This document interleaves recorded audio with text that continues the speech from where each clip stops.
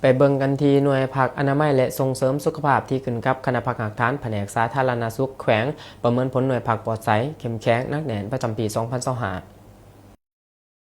กองประชุมกฎการประเมินผลหน่วยผักปลอดภัยเข้มแข็งนักแน่นประจำปี 2025 ของหน่วยผักอนามัยและส่งเสริมสุขภาพที่ขึ้นกับคณะภาคหักฐานแผนกสาธารณสุขแขวงได้จัดขึ้นในวันที่ 28 พฤศจิกายนอยู่ที่ห้องประชุมของวิทยาลัยวิทยาศาสตร์สุขภาพจำปาสัก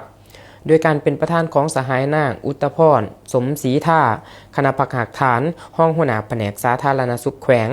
สหายปริญญาเอกศรีสุขพงษ์พิจิตรห้องประธานกวดกาผักแขวงมีสหายนางจันมินาอุทิกรเลขาหน่วยผักอนามัยและส่งเสริมสุขภาพมีคณะกรรมการกวดกาประเมินผลหน่วยผักปลอดภัยเข้มแข็งนักแน่นขันแขวงมีบรรดาเลขาและคณะหน่วยผักสมาชิกผักและผู้ตั้งหน้าองค์การจัดตั้งมหาชนเขาร่วม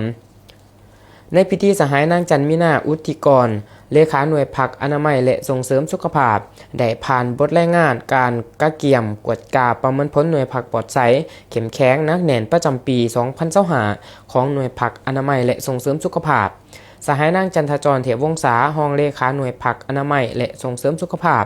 ได้ผ่านบทรายงานการกะเกียมกวดกาประเมินผลหน่วยผักปลอดภัยเข้มแข็งนักแน่นประจำปี 2025 ของหน่วยผักอนามัยและส่งเสริมสุขภาพจากนี้ผู้ตั้งหน้าองค์การจัดตั้งมหาชนก็ได้ขึ้นรายงาน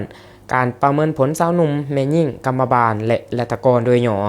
ทั้งนี้ก็เพื่อเฮ็ดให้คณะประธานคณะหน่วยผักคณะกรรมการกวดกาประเมินผลหน่วยผักปลอดภัยเข้มแข็งนักแน่นขันแขวงและผู้แทนกองประชุมได้ค้นคว้าตีราคาประกอบคำคิดคำเห็นใส่ด่านดีขอคงข่างและบทเรียนการนำพาในระยะ1 ปีที่ผ่านมาเพื่อพร้อมกันนำไปปรับปรุงแก้ไขในต่อหน้า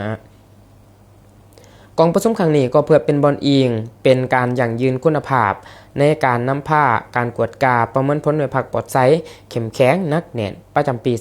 2025